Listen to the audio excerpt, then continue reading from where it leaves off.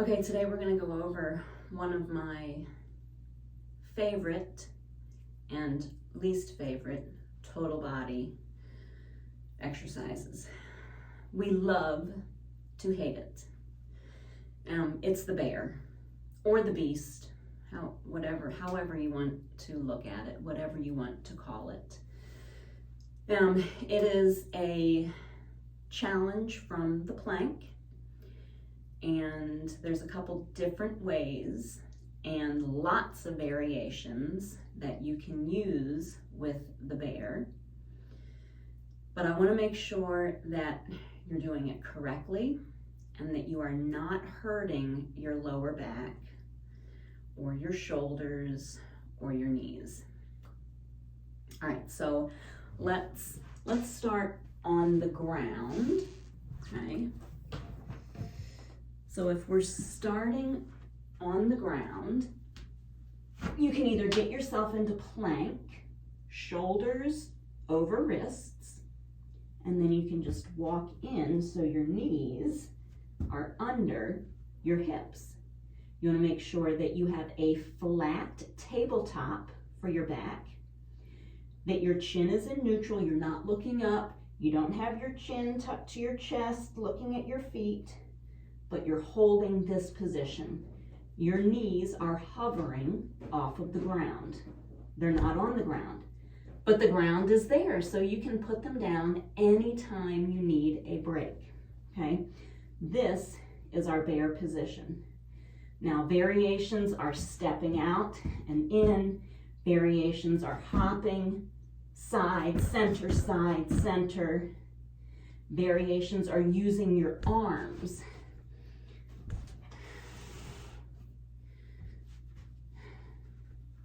Using your arms, lifting straight ahead and down, lifting straight ahead, tapping your shoulders, rotating your body, all while you are keeping those knees hovering, all while your shoulders are staying directly over your wrists. You want to check your knee position on your bear. You want to make sure that your knees are not too close to your body. You see there's a little angle there? You want it 90 degrees.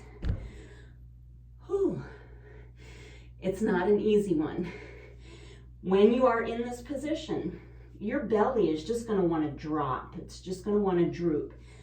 That's what it does. Don't let it engage those abs. Pull your belly button up and into your spine. So while you're in that bear, you feel that full engagement here. It's not about rushing through the move and finishing it before your timer goes off, or, getting in as many reps as you can before your time is up. It's about taking your time, feeling the position that you're in, feeling those muscles that are engaging with each movement that you make.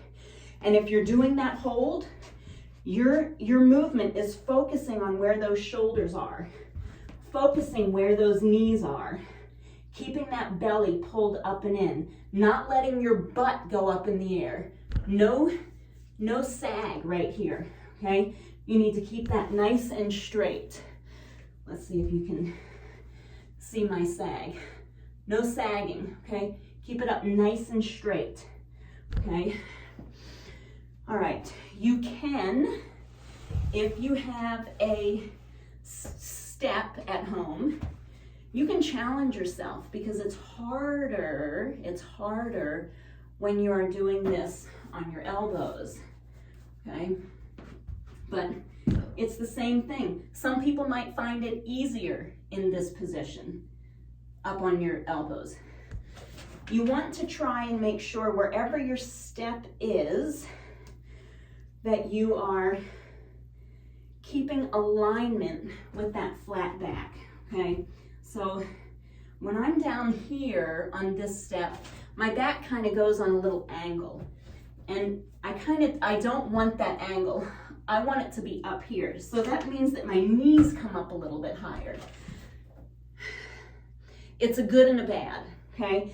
If you can, I don't have a stepper, so I can't change the height. But if you have a stepper with risers and you can change your height, find the height that's gonna be best for you so that you can keep your legs in that 90-degree angle and that you can keep that back nice and flat. Okay, one more variation that I did not show you is with my fun sliders. If you don't have sliders, you can use rags on, not on carpet, but rags on hard floors. You can use paper plates on carpet. Same thing. You're gonna put your toes there. You're gonna get up into your beast. You're gonna slide out and in, out and in. When you slide, and I felt myself just doing this, when you slide, try not to let your shoulders come forward, okay? Try to keep those shoulders directly over those wrists the entire time. That means more core engagement here, okay? Push out, pull in, okay?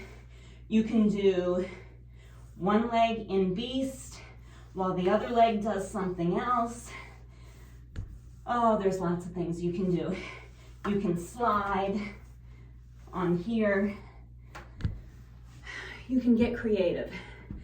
The main thing is that you keep your form correct. And if you need to turn on your camera, like I just did here, and tape yourself doing a couple variations, do it. It's more important that you do one of these bear exercises correct and good form than 30 seconds of incorrect form where you're putting too much pressure on your lower back, where you're hurting your knees, where your shoulders are not positioned directly over those wrists. They're either forward or back, and you've got more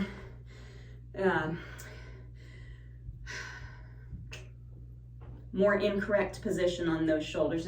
It's going to put more tension on those muscles where you don't need it, okay? Full body exercise. It is great, especially if you are looking to lose weight or if you're looking to tone and firm and build muscle. That's the exercise that we need to incorporate into your workouts. Let me know if something bothers you. If you can't do it one way, but the other way works, that's the one that we're gonna focus on. Let's try to incorporate these bears in our workouts as much as we can.